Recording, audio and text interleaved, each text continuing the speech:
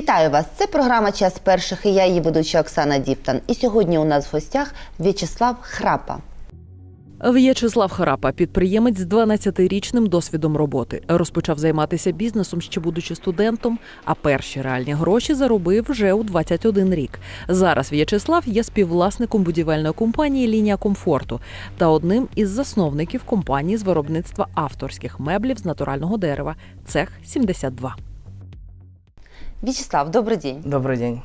Скажите, пожалуйста, вы стали предпринимателем. На каком этапе вы приняли это решение и почему именно предпринимательство? Моя мама всю жизнь занималась бизнесом.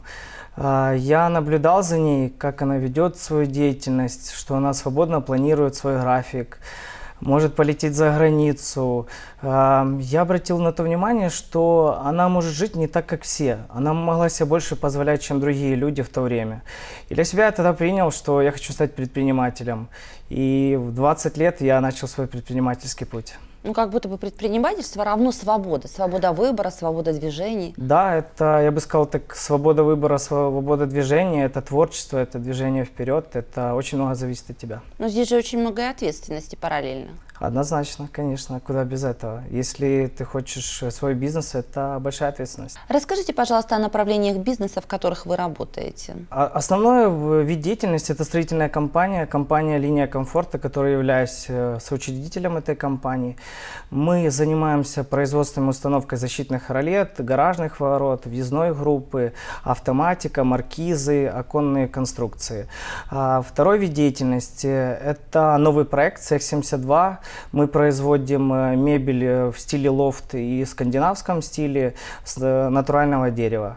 Я бы сказал, это наш новый проект, но он уже с производством, и мы нацелены захватывать украинский рынок и выходить на международный. Если мы говорим про линию комфорта, сколько лет компании? 11 лет. А сколько вам лет? Мне 32. Вячеслав, то есть мы говорим, что 11 лет вы уже развиваете компанию «Линия комфорта». Да, совершенно верно. 11 лет развиваю. Это, можно сказать, официально, сколько я в бизнесе. До этого у меня были и другие пробы предпринимательства, которые начинались еще в глубоком детстве. Вы прошли минимум 2 кризиса. Да, совершенно верно. Мы прошли кризис 2008 года и 2014, который, я считаю, что на сегодняшний день он еще не закончился. Да, не закончился. Я слышу, что вы открываете новую производственную площадку и производите уже мебель. Да, я считаю, что это очень перспективный продукт. Также считает мой компаньон, с которым мы начали этот проект. Это уникальная возможность выйти, производить полностью от А до Я свой продукт и выходить на международные рынки. Как для начинающих предпринимателей, как вы выбираете направление? Каким образом вы высчитываете и принимаете решение делать ту производственную площадку, открывать или другую?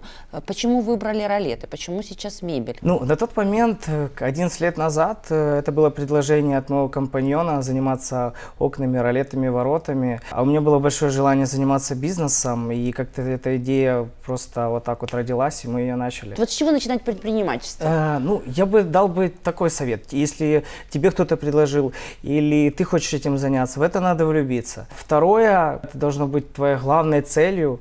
Какой-то у тебя должен быть стратегический план на год, на 5 лет. Для себя я понял, что если ты начинаешь свой бизнес, есть такое выражение «сжечь все мосты за собой». Да, вот это именно так, потому как создание нового бизнеса должен понимать, что это поле боя. Ты на нем будешь сражаться, и сражаться надо до конца, и идти вперед. На самом деле это увлекательная дорога вперед, которая полна очень многих приключений, и каждый день случаются какие-то нестандартные вопросы, какие-то проблемы. Я очень к этому отношусь так, как новый барьер в своей жизни. Что еще необходимо для того, чтобы открывать новый вид деятельности, предпринимательскую деятельность, новое направление? Это деньги, это сложный бюджет, который необходим для реализации этого проекта. Это команда людей, в которых ты веришь, которых ты будешь отдавать всю свою энергию, которой ты максимально будешь помогать, и чтобы совместно вы пришли к ожидаемому результату. Да, такая важная часть – это энергия, заряжать, да, свой персонал и вести за собой. Это очень важно, особенно и очень приятно, когда ты видишь, что все плоды, все твоя инвестиция твоего времени, она потом не зря, и человек находит себя и производит на своей должности определенный продукт и движется вперед. Где вы черпаете свою энергию? Это спорт, это путешествие, это общение с интересными людьми, общение с друзьями. Спорт – это ежедневный вид занятий спортом? На сегодняшний день я тренируюсь с тренером, я хожу в зал, качаюсь. Буквально завтра я начинаю восстанавливать бокс, еще буду 2 раза ходить на бокс. То есть у меня такая неделя активная, это 5 тренировок я тренируюсь в неделю. То есть свой гормон счастья вы получаете в спортзале? Да, я заряжаюсь. Угу. Каким образом вы делитесь этой энергией со своим персоналом? Это своим примером, да, это как бы нацеливать людей на более правильные решения, своим примером показывать, как надо, что больше надо даваться в жизни спорту, меньше вредных привычек. То есть у вас нет вредных привычек? Я не курю. На сегодняшний день пью минимальное количество, употребляю алкоголь. Я считаю, что минимальное количество вредных, не без греха. Ну, без греха. Это бокал вина, бокал виски, да, стакан. Это в определенные дни я ни в коем случае, то есть не злоупотребляю, не пью в будние дни, выходные, какие-то определенные дни, праздники. Если мы вернемся вот 11 лет назад, вы бы выбрали этот же продукт или что-нибудь выбрали бы другое? Последнее время у меня такая вот тяга, внутреннее удовольствие к машинам. Я люблю красивые машины в тюнинге, я бы так сказал, красивые тачки. Ага. Я их так называю. Мне бы больше ниша привлекает или продажа, или обслуживание автомобильного автопрома. То есть вы бы выбрали автомобильный бизнес? Да, автомобильная ниша. А было за этих 11 лет желание вот взять и все бросить и уйти работать наемным сотрудником? Да, было не раз уйти. Но уйти это же значит сдаться. Ну, похоже. Да, но сдаться это не мое. Как бы я понимаю, что не раз такое ко мне в голову приходило, но я просто понимаю, что это какой-то этап жизни, который надо преодолеть. Ну, это какой-то барьер, который просто надо перескочить и двигаться вперед. Но все равно вдохновляетесь вы чем-то? Может быть, это книги, может быть, это фильм, может быть, герой, может быть, кто-то из бизнесменов современных? Я вдохновляюсь книгами, мероприятиями, обучающие тренинги. Если из таких вот книг, которые мотивирующие, то это люди, которые достигли высоких результатов в своей жизни. Особенно если автор описывает так вот, ну, вот классно их так в действительности есть, то меня литература очень вдохновляет и заряжает. Но мало кто говорит о своих провалах, мало кто говорит о своих поражениях. В вашем опыте есть эти поражения? Конечно, есть, как и у каждого человека, просто это не надо скрывать, об этом нужно говорить. Спасибо за вопрос. Я бы сказал, вот я вспоминаю времена, когда мы начинали, и первая продажа ворот моя была. Первый клиент, я даже помню, как его зовут, Валерий Романович. Ну как же все начиналось? Там без никакого-то анализа. Вот, надо продавать ворота. Окей, изучил, какую-то вводную информацию получил, и едешь на объект делать продажу. Поехал к этому клиенту, Валерию Романовичу, я как вспоминаю, Крюковщина, населенный пункт. Мы приехали к нему, я сделал обмеры, полностью проконсультировал его, сделал сделку, и счастливый, как еду обратно в офис, понимаю, что все круто, классно, первая продажа. Но это только начало нашего сотрудничества с клиентом, потому как мы устанавливали целую неделю ворота. Это процесс именно был установки. Когда мы приехали на объект, и монтажники поняли, что допущена ошибка. Вот, на начальной стадии? Да, на начальной стадии гаражные ворота поднимают пружины. И, соответственно, в области там, перемычки, это над концом проема, такая перемычка притолока, проходила газовая труба. Она мешала этому механизму. Я тогда, когда был, думаю, ну, что там, все нормально, вроде бы как проходит на тот момент, думал для себя. Но на самом деле, как даже клиент говорил, что несколько людей приезжало и отказывалось. Но это новая игра была с многим количеством преград, новых трудностей. Мы целую неделю, можно сказать, ночевали у клиента, мы вываривали каркасы, утепляли эти каркасы. Монтажные бригады некоторые отказывались. Я быстро искал новые монтажные бригады. Клиент нас и выгонял, и мы были уже как свои. И он уже нас кормил, уже где переночевать давал. Очень такие хорошие, теплые отношения. Я на самом деле скажу, что много факапов в моей жизни было, но не действовать, ничего не делать, это намного хуже. До сих пор общаетесь с клиентом? Есть контакт, поддерживаете? К сожалению, нет. Вот спустя 11 лет, я даже уже не помню, где этот дом находится. К сожалению, нет. Но мне бы очень было интересно с ним пообщаться, столько лет, рассказать о наших достижениях в нашем бизнесе, что его первый ворот на самом деле очень сильно усилили нас. То есть мы говорим о том, что чтобы быть успешным предпринимателем, надо все анализировать, не делать поспешных решений. Да, просто в тот момент не был так развит интернет в 2007 году, не было столько информации, как необходимо снять замеры, как сделать продажу.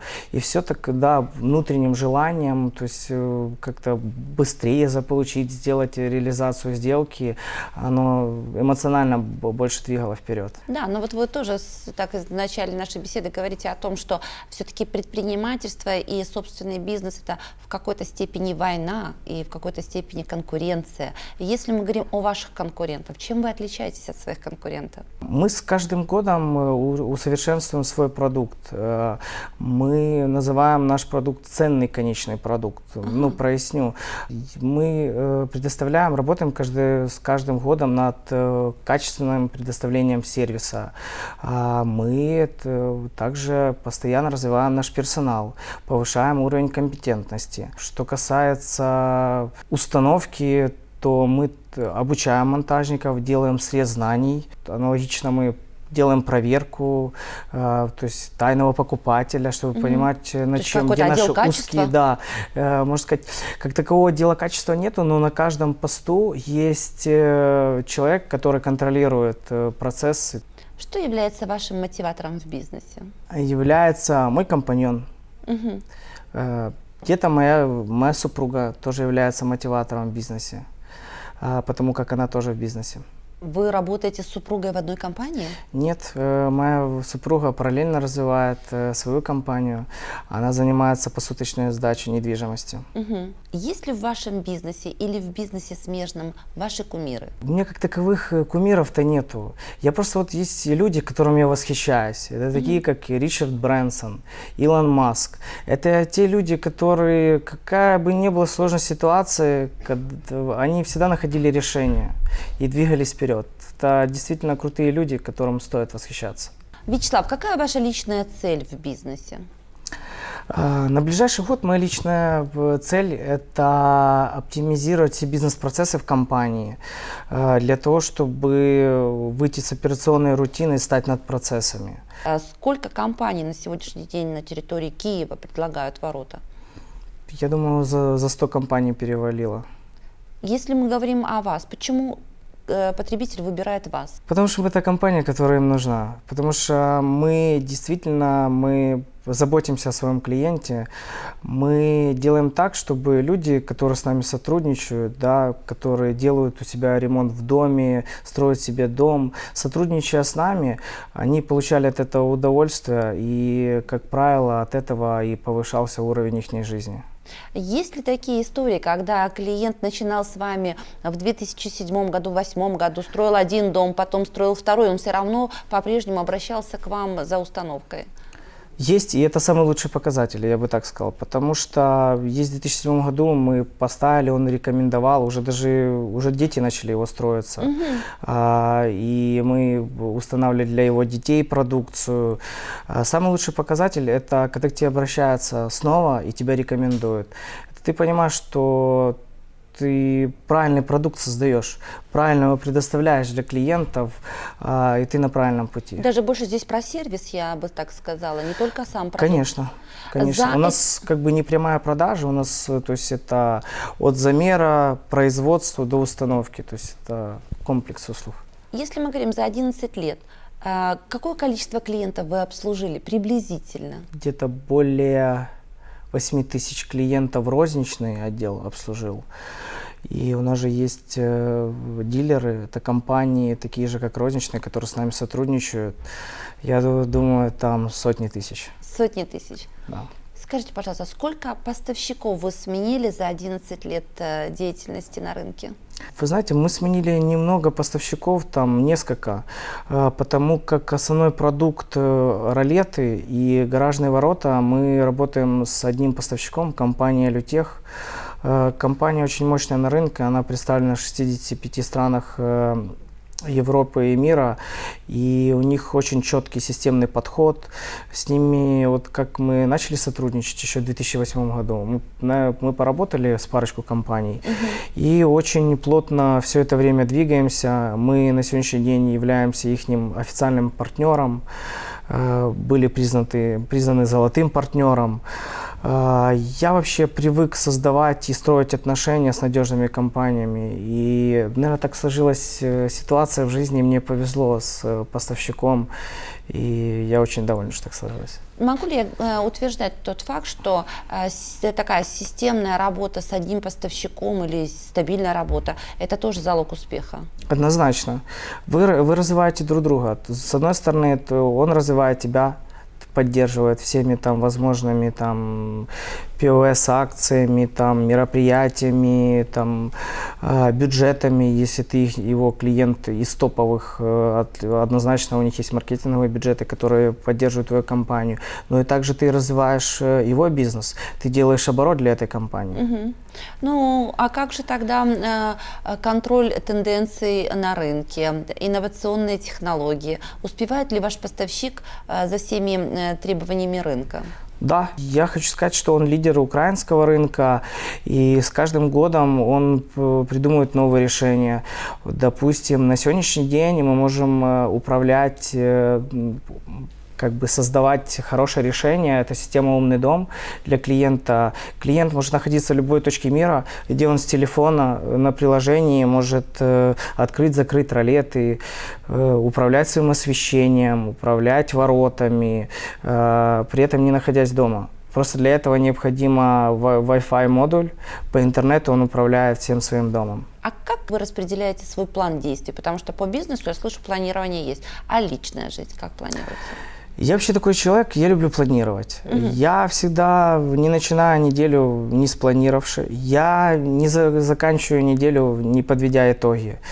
Я как люблю ставить цели, как каждый человек, который в своей жизни хочет достигнуть, он к чему-то должен стремиться. Я люблю разделять на зоны, да, есть семейная жизнь, есть бизнес, есть здоровье, спорт. И я так стараюсь, чтобы везде было какое-то равновесие. Балансировать. Да, баланс. И для этого, соответственно, в разрезе каждой области своей жизни я как бы планирую какие-то действия по улучшению самого себя и семьи и так далее. Как руководитель вы такой же требовательный? Я бы не сказал, что я жесткий руководитель, да, но я требовательный, потому как не требовать человека – это сливать его. Я сам выполняю задачи, которые передо мной ставятся, да, в разрезе персонала. Аналогично требую, чтобы эти задачи выполнялись. Вы в своей жизни увольняли людей? Конечно. Было ли сожаление об уволенных? Я живой человек, но как бы каждый человек – это часть моей команды, независимо, прошел он испытательный срок или нет, или так жизнь сложилась, что в компании он не смог больше развиваться, или я ему не смог дать то, что ему необходимо надо было. И, соответственно, приходится прощаться, и сожаление было. Чем вы оперируете? На что вы опираетесь, когда принимаете решения? На свой опыт, на свою уверенность, на уверенность в том, что я делаю, и исходя из своих навыков. Как вы подбираете свой коллектив? У нас есть специальная подборочная система найма, которая называется «Перформия». Мы не приглашаем просто вот так вот по объявлению на собеседование. Перед тем, как к нам кандидат попадает на собеседование, мы его тестируем на его личностные инструменты и качества. Мы также тестируем на уровень интеллекта, на его воспроизведение. А после того, как он проходит этих 3 теста, мы приглашаем его на личное собеседование. HR-менеджер, который обучен этой технологии, проводит с человеком собеседование. Мы стараемся как бы отобрать, можно сказать, бриллианты. Да? Я бы не сказал, что мы там сверхкомпания, которую можем обеспечить высокими там сверхзарплатами и каким-то рабочим местом. Не знаю, у каждого запросы разные, но есть же что ты не можешь дать человеку, допустим, какой-то уровень оплаты, или просто человек не подходит этой должности, потому что слишком у него много энергии, или человек, он не любит работать с рутиной. И на всех этих этапах мы максимально как бы подбираем себе идеального кандидата. То есть какие-то срезы по его каким-то дарованиям, Да. по психотипу, по определенным его умениям? Совершенно верно, да, потому что есть действительно крутые кандидаты, которые нам не по карману, или он просто у нас не сможет работать, или будет скучать, или ему надо, он уже вырос, ему компания надо какая-то международная, на высший уровень. Есть ли в компании текучка кадров? Нет. Как вы удерживаете свой персонал? Главное, это чтобы внутри компании была игра, да, где есть правила, где есть мотивация. Для меня сотрудники компании, я к ним очень уважительно отношусь, это часть основной команды, и если все понимают, что от них ожидается, если они понимают, как предоставлять на своей должности свой конечный продукт, понимают свои четкие обязанности, понимают свою мотивацию, им легко с нами в удовольствие работать. Какой должен быть стартовый капитал для того, чтобы начинать заниматься вашим бизнесом? Наш стартовый капитал был по курсу 5, на тот момент $10 000. Все в зависимости от ниши, все в зависимости от проекта, надо мерить, какое количество необходимо финансовых средств. На сегодняшний день этой суммы достаточно, чтобы стартовать? Можно из $1000 стартовать. Самое главное, я повторюсь, это огромное желание и веру в то, что ты делаешь. Это влюбленность в начинание, в свой продукт. Лично по своей компании, на какие вы цифры смотрите для того, чтобы понимать, вы успешны или нет? На показатели года. Раньше мы гнались за объемами, и у нас как бы и дальше цель, понятно, прирастать. Но очень важная составляющая – это смотреть на показатель прибыли. Какие бы вы дали советы нашим зрителям, что нужно делать, чтобы быть успешным на рынке Украины? Вы знаете, первое, я порекомендую зрителям – это вообще побольше в жизни мечтать. Мечты воплощать цели, а цели достигать. Что касается бизнес-задач, то если ты начинаешь какую-то, хочешь залезть в нишу, начинаешь новый продукт, полюби это дело. И пойми, обратной дороги нету, надо двигаться только вперед. Легко ли быть предпринимателем? Но не просто, не может быть бизнес простым. Я не хочу просто его так усложнять, и я хочу, чтобы просто зрители делали первые шаги и пробовали себя в роли предпринимателя. То есть не просто мечтали, а действовали? Да, не просто мечтать, а надо действовать еще. Спасибо огромное за эти советы, спасибо огромное за ответы. Благодарна вам. Спасибо, що пригласили. Це була програма «Час перших» і я її ведуча Оксана Діптон. До нових зустрічей.